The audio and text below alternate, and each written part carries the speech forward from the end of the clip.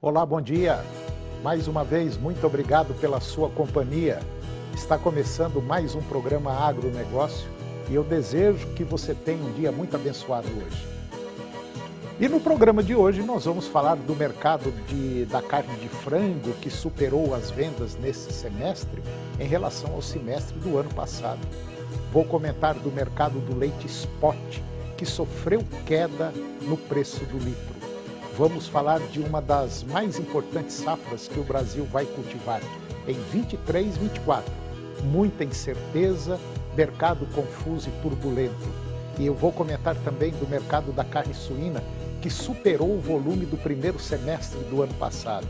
E vou conversar com Matheus Pereira, analista da Pátria Agronegócios, e nós vamos falar sobre a reforma tributária, como essa reforma poderá impactar no mercado de grãos e também nas gôndolas dos supermercados. O programa Agronegócio já está no ar.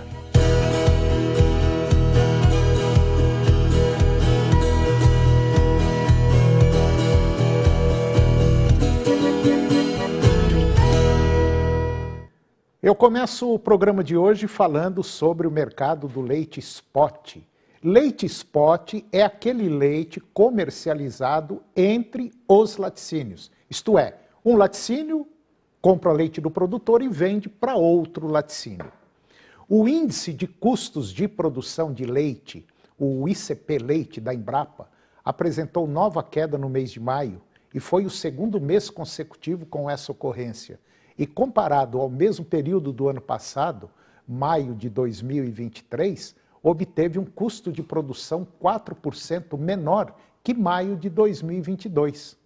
Compreender o comportamento dos custos pode ser um desafio significativo, embora os custos de produção englobem diversos insumos, como medicamentos, energia elétrica, mão de obra, combustíveis, entre outros.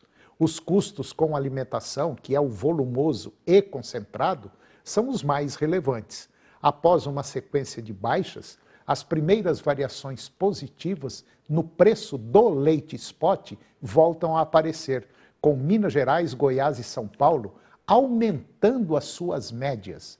Já para os estados do Sul, observa-se novos recuos para esta quinzena. Segundo dados do Milk Point Mercado, na primeira quinzena de julho, o leite spot apresentou variação negativa, se estabelecendo em R$ 2,45 o litro, a retração de 0,3 centavos frente aos valores da última quinzena do mês de junho, que havia se estabelecido em R$ 2,48 na média Brasil.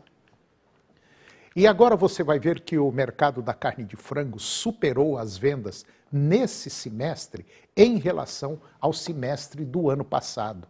Dados da Associação Brasileira de Proteína Animal, ABPA, apontam que as exportações brasileiras de carne de frango, considerando todos os produtos entre in natura e processados, totalizaram 2.600.000 toneladas no primeiro semestre deste ano.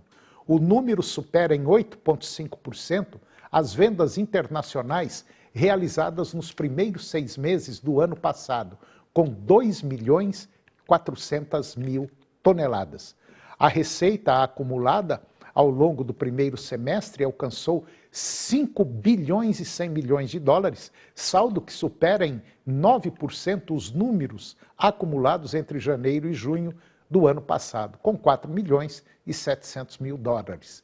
4 bilhões e 700 mil dólares.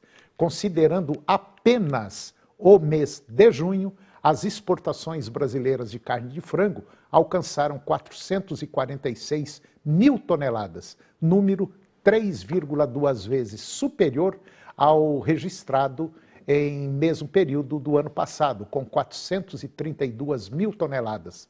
A receita gerada pelas exportações, ela chegou em 887 milhões de dólares, 6,7% menor que os 951 milhões de dólares registrados em julho do ano passado. No levantamento por países, a China segue como principal destino, com 390 mil toneladas importadas entre janeiro e junho, superando em 33% o resultado alcançado no primeiro semestre do ano passado. E agora vamos comentar sobre a safra 23-24. Essa talvez seja uma das mais importantes safras que o Brasil vai cultivar. Muita incerteza, mercado confuso, turbulento, e exatamente agora que muita conversa, troca de informações e muita calma vão fazer a diferença. Confira.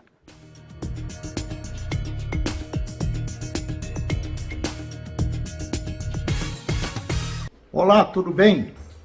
No comentário de hoje nós vamos falar sobre mercado, vamos falar sobre dólar. E agora saiu que os estrategistas do banco de investimento Goldman Sachs, eles revisaram as suas projeções para o câmbio brasileiro, prevendo que o dólar deverá atingir aí R$ 4,40 até o final do ano. Essa visão otimista, ela é impulsionada pela queda nos dados de inflação e pela melhoria do rating do Brasil pela SP Global. Esse relatório, ele também reduziu as projeções do dólar, batendo R$ 4,40 até o final do ano. Em uma recepção positiva do Banco Central, em sua próxima reunião do Comitê de Política Monetária, o Copom, pelo menos é o que prevê o Goldman Sachs, que também está prevendo, abrindo aí um caminho para uma redução da taxa básica de juros, a Selic, já agora no mês de agosto, que atualmente está em 13,75 ao ano, muito alta. Agora, com a safra de milho já de segunda safra batendo as portas e o histórico aumento do fluxo de exportação a partir de agosto, é esperado que os volumes de embarque continuem crescendo. No mercado físico brasileiro, quanto no internacional, o que nós observamos é uma desvalorização dos preços devido ao avanço da colheita. Principalmente, é claro, da safrinha de milho, que basicamente estourou no país, o que tem enfraquecido a demanda pelo cereal. Analistas de mercado, eles indicam que a chegada da safrinha, é óbvio, vai trazer uma pressão negativa às cotações. Já está acontecendo isso. E olha que não colheu tudo, uma vez que grandes volumes de milho ainda serão colhidos. Agora, no mês de junho, as exportações de milho alcançaram 1.034.000 toneladas, um aumento de 4,5% em relação ao mesmo período do ano passado. Mas a safrinha vai trazer pressão negativa às cotações, uma vez que grandes volumes de milho já estão sendo colhidos e ainda vão continuar por um bom tempo. Principalmente porque o Brasil poderá superar esse ano a exportação de milho lá dos Estados Unidos. A Associação Nacional dos Exportadores de Cereais, a ANEC, ela apontou que o Brasil pode ocupar a liderança mundial nas exportações dos cereais agora neste ano, aí exportando aí um total de aproximadamente 50 milhões de toneladas. Se isso acontecer, vai ajudar um pouco o setor agropecuário brasileiro, principalmente os agricultores aí, os produtores de milho. E de acordo com as projeções do Departamento de Agricultura dos Estados Unidos, ele estima que essa exportação do setor atinge uma marca aí de 48,8 milhões de toneladas, demonstrando um declínio também na produção deste ano lá nos Estados Unidos, com um volume de 349 milhões de toneladas, em comparação com as 383 milhões de toneladas registradas no ano passado. Já a consultoria Eficienza, através do seu diretor, o Fábio Pisamilho, ele disse que é necessário acompanhar a valorização do real frente ao dólar como uma maneira de prever a lucratividade da atividade durante este ano.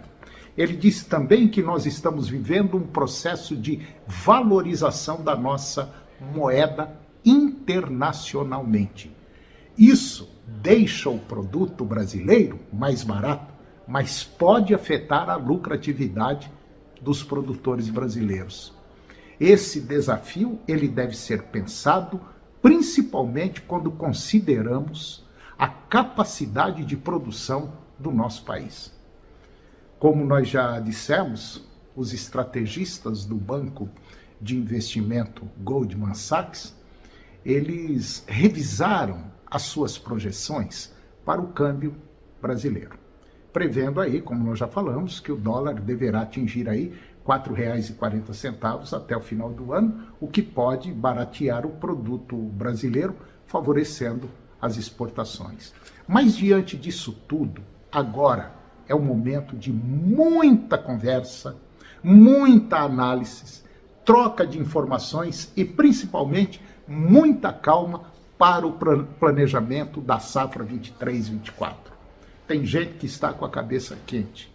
Acredito que esses 2 últimos anos foram assim de um aprendizado, de convivência com os mercados interno e externo, problemas muitos. E aquele velho ditado prevaleceu: valeu muito não carregar todos os ovos na mesma cesta. O planejamento da safra de grãos 23-24 tem enfrentado desafios significativos nos primeiros 5 meses deste ano. Muitos produtores de soja, produtores de milho, expressam preocupação com a redução dos preços médios dessas commodities em relação aos principais insumos que compõem o custo de produção, apesar que muitos produtos, muitos insumos caíram bem de preço. Essa situação alarmante e as perspectivas de custos de produção, rentabilidade para a safra de grãos 23-24 foram discutidas muito seriamente agora, na semana passada, na sede da AproSoja Brasil e também da Abramilho, lá em Brasília. Os dados foram apresentados por 2 especialistas, pelo Clayton Gauer, que ele é o superintendente do Instituto Mato Grossense de Economia Agropecuária, que é o IMEA, e também pelo Mauro Ozaki, que é pesquisador do Centro de Estudos Avançados em Economia Aplicada do CPEA, da Exalc USP. O Mauro Ozaki, ele disse que a análise traz outros resultados referentes à consequência da desvalorização do preço da soja e do milho, tais como o sinal amarelo na produtividade de nivelamento da soja para saldar o custo operacional efetivo e também total para a safra 23-24, e um prejuízo na produção de milho segunda safra para a temporada 22-23. Portanto, vamos com muita calma nesse momento, vamos aproveitar uma das ferramentas que pode nos ajudar muito, que é a trava da sua commodity. Não fique sem travar a sua commodity. Vamos nos instruir, pois a maioria das pessoas pensa no sucesso e no fracasso como coisas opostas, mas os dois são ambos produtos do mesmo processo. Muito obrigado pela sua companhia e até o próximo comentário.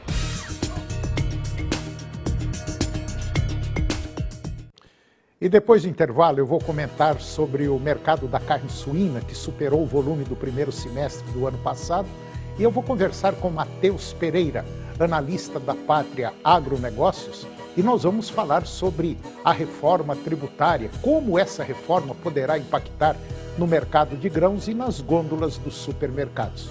Nós voltamos já, é um minutinho só.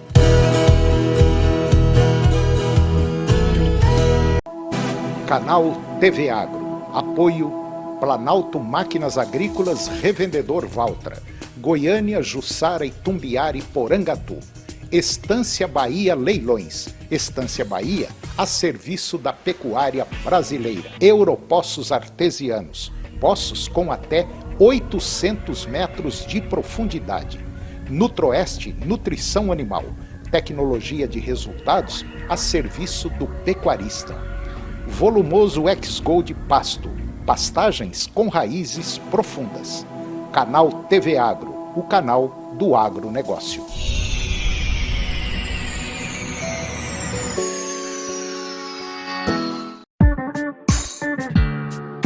Casa na fazenda, casa na cidade, casa com você. Casa do Pica-Pau, casa com você. Casa do Pica-Pau, faz acontecer. Casa do Pica-Pau, casa com você. Casa do Pica-Pau, faz acontecer. Casa do Pica-Pau, casa do Pica-Pau, casa do Pica-Pau. Do agronegócio, Casa do Pica-Pau. Casa com você. Se você está sempre ouvindo a melhor rádio no trânsito, se liga na promoção Passageiro 99,5 FM. Toda sexta-feira tem sorteio de R$400 em corridas para um passageiro, mais R$400 em combustível para um motorista de aplicativo ou táxi. Promoção Passageiro 99,5 FM. A rádio que é primeiro lugar também no trânsito. Oferecimento Sandela, o tempero perfeito para a sua receita. Temperos tem que ser Sandela. TV Serra Dourada, a TV do seu tempo, o tempo todo com você. Hoje, após de noite, Operação Mesquita. Agronegócio, oferecimento Moinho Fino, a delícia que é o nosso café de todos os dias, puríssimo. Senar Goiás, a maior escola da terra. Seu New Holland precisa de uma peça? Clica na Carpal que chega, carpaltratores.com.br.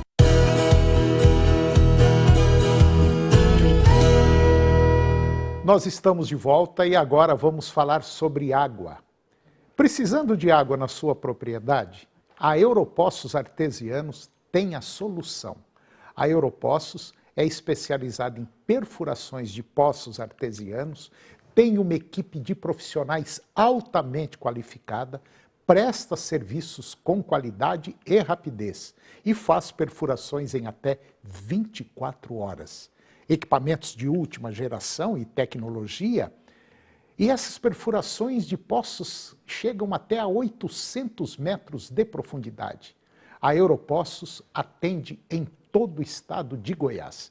Tire suas dúvidas pelo WhatsApp 62 996208858. Fale com meu amigo Junismar. Ele vai dar a melhor assessoria. Europoços Artesianos, nessa você pode confiar. E agora eu vou conversar com Matheus Pereira. O Matheus Pereira é analista da Pátria Agronegócios e nós vamos falar sobre um tema interessante que está aí um pouco confuso, uns a favor, outros contra. Nós vamos falar sobre a reforma tributária, a tão almejada reforma tributária. Matheus Pereira, muito bom dia, muito obrigado pela sua presença. Tá tudo certo? Bom dia, meu amigo, que tudo certo comigo.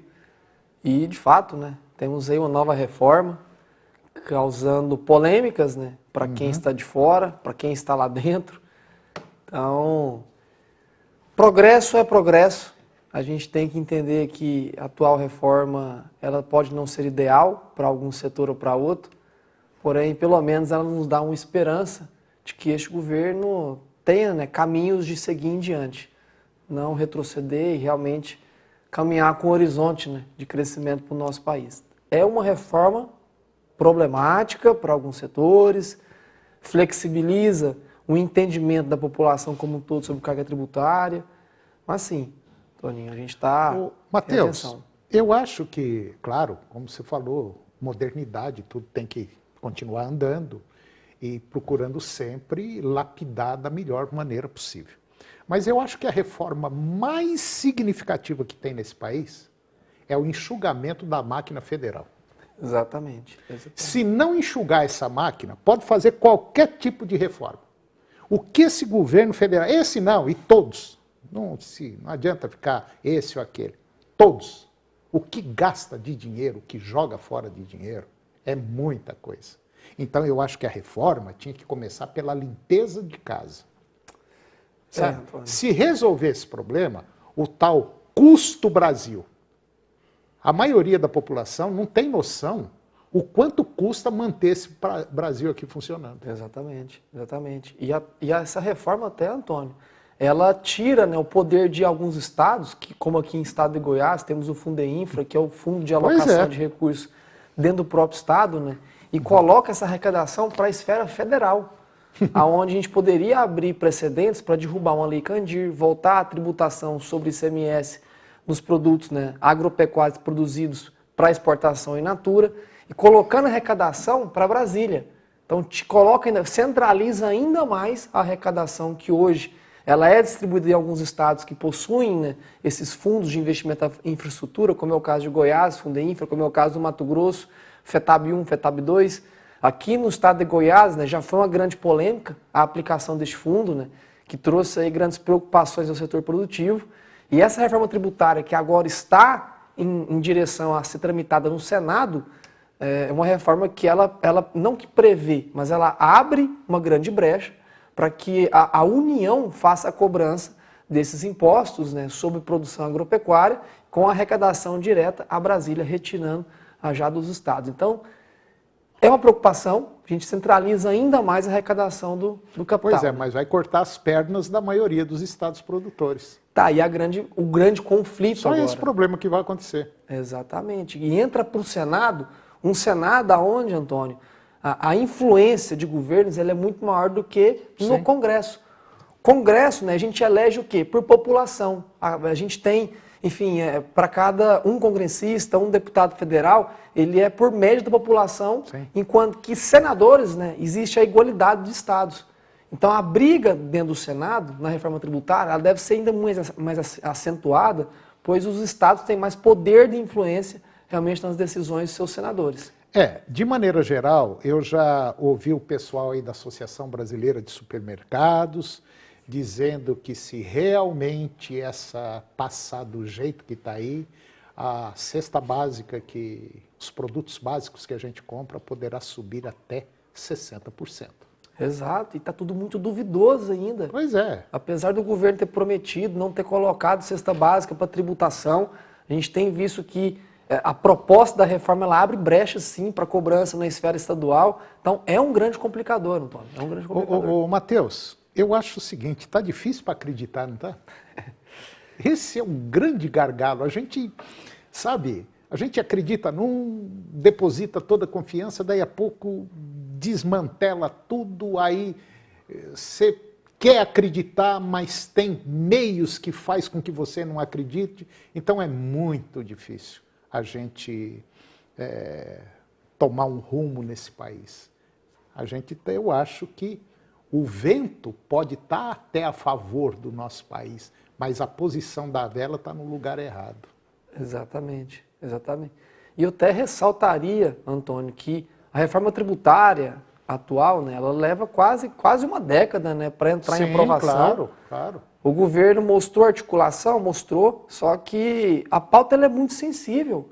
O antigo governo, né, que insistiu durante 4 anos numa reforma tributária limpa, justa, aberta, clara, transparente, agora a gente vem, né, vendo essa proposta de reforma agora sendo empurrada goela abaixo. Goela abaixo. Então, assim, gera muita dúvida. É difícil de acreditar realmente que teríamos, Antônio, uma reforma saudável para nós, né?